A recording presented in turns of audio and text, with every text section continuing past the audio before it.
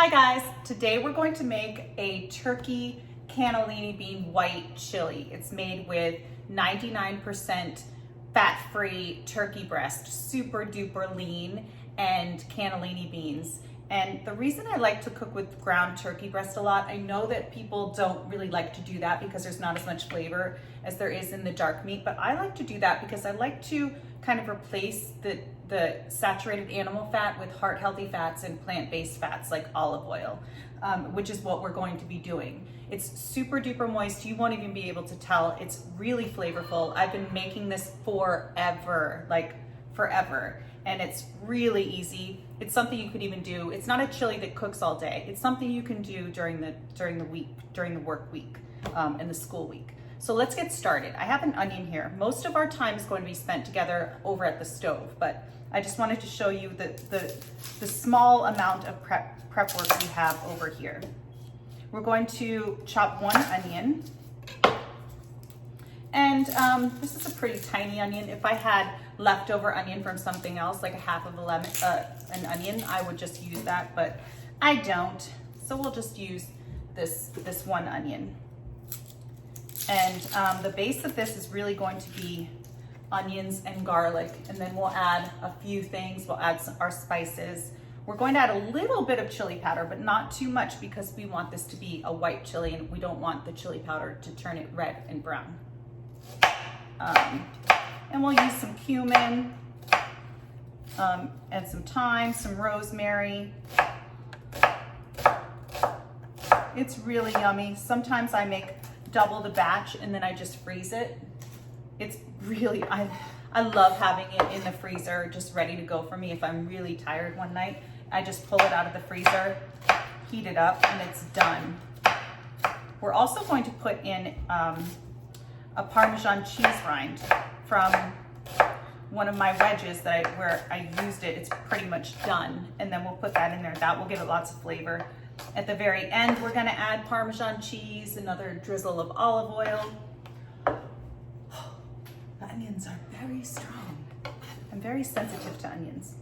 Okay, let's get those over in a far away corner, away from my eyes. And let's get a few garlic cloves. I'm probably gonna use, it kind of changes a lot depending on who's coming over and who's eating. I've told you guys many times before that I have a few family members that can't have garlic. So I will adjust the garlic depending on who comes over.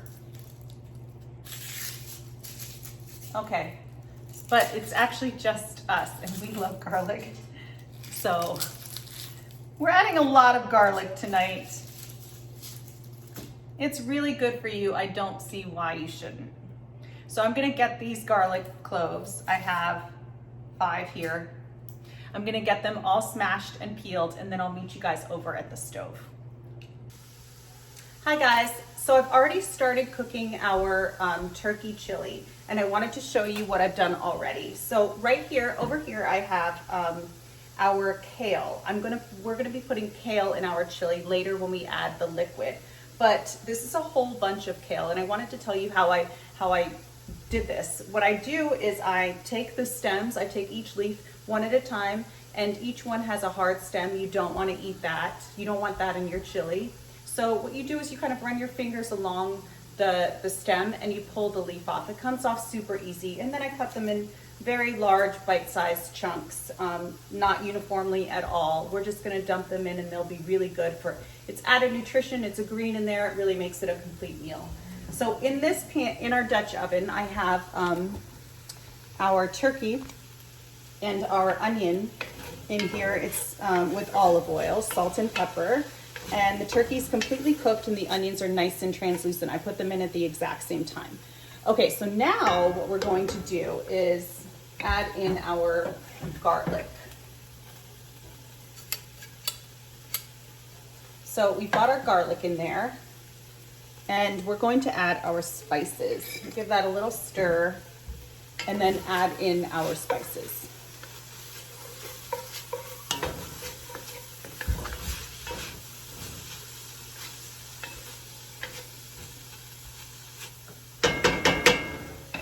Okay, so I've got a bay leaf here. toss that in. And now I have some dried rosemary.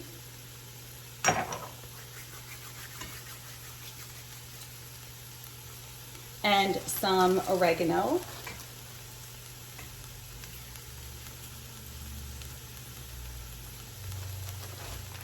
And some cumin.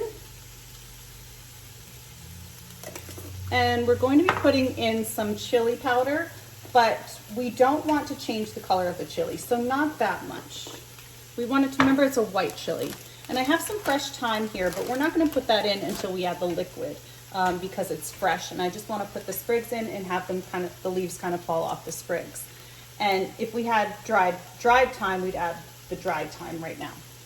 Let's give that a stir and kind of toast up the spices.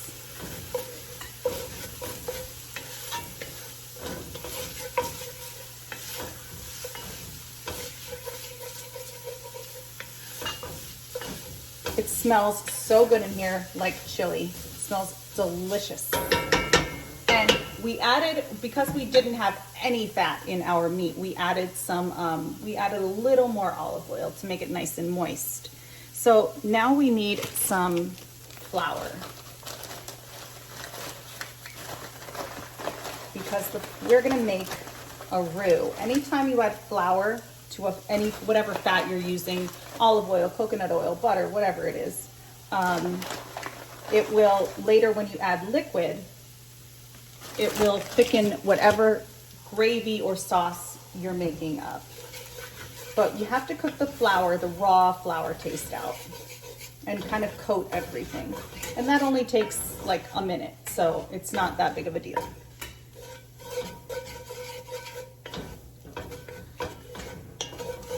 And it makes all the difference in how thick your chili will be. We're not making soup, we're making chili.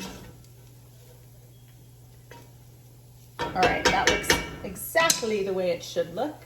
Let's get our beer. We're going to add 1 beer. This will give it a nice acidity and a nice flavor, and then you can serve beer with your chili if you'd like. And remember, you're pouring alcohol over an open flame, so just, be careful.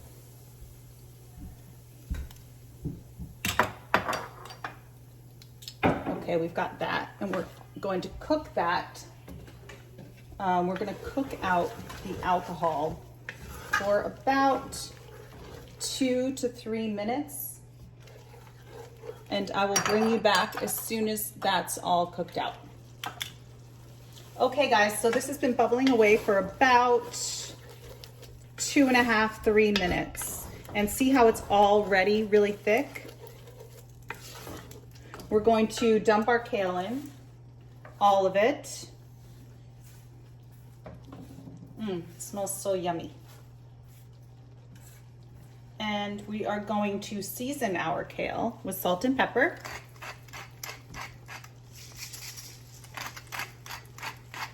I love black pepper and some salt,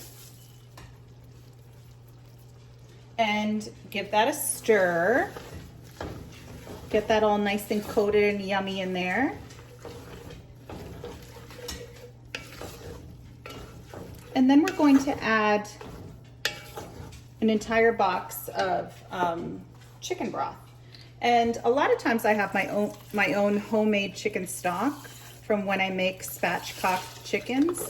I'll make it with the spine that I removed from the chicken. But I don't have any today. But if you have homemade chicken stock, by all means use it. Then we're gonna add a Parmesan cheese rind from a block of Parmesan cheese I had used.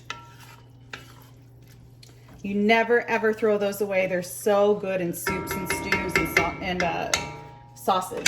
Okay, so now what we're gonna do is we're just going to bring this to a boil, and then once it comes to a boil, we're going to cover it and let it simmer for about half an hour. And then if you need to add a little bit of water, if you think it's getting a little too dry, just add like a half a cup of water at a time.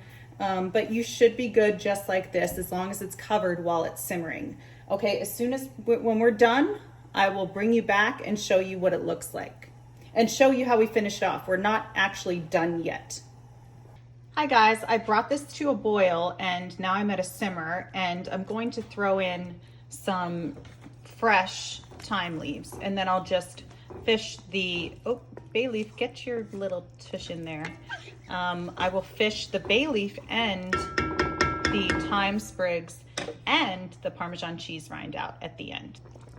Hey guys, I wanted to show you, this has been bubbling away for about 25 minutes. I am now taking the cover off to let some of the moisture evaporate, and then we're pretty much done, except we have to add our cannellini beans, some Parmesan cheese, a little drizzle of olive oil, and we're good to go. Hi guys, so our chili is all finished cooking. It's been cooking for 45 minutes. I just threw in a bunch of Parmesan cheese and our cannellini beans. 1 can of cannellini beans that I rinsed out. When I took them out of the can, I got all that can residue off of them. You don't want that in your chili. So I got that off, and now we're finishing it up. I put the Parmesan cheese in, the cannellini beans, and I'm fishing out all the things we don't want in there. I already got the bay leaf, and I already got our thyme sprig leaves. Ooh, this is hot. This is hot. This is the Parmesan cheese rind we put in. And we'll put that right here on our cutting board. And just give this another stir. Let me see if I see any more thyme sprigs. I think we're good to go. I think I got all of them. And now let's drizzle in a little more olive oil, just to give it a little richness. Remember, we used 99% fat-free turkey breast, so we can add a little bit of heart-healthy fat. And this is good. It cooked for 45 minutes. Maybe I'll let this kind of sit here for a few minutes so the beans can warm up. The beans were already cooked, so we didn't have to cook them. They just had to warm up. And now I'm going to just top it with some black pepper and some chives, and I'm going to serve it right out of my Dutch oven. I love serving stuff out of my Dutch oven. It's very rustic and pretty looking. And then that's done. I'll show you what it looks like.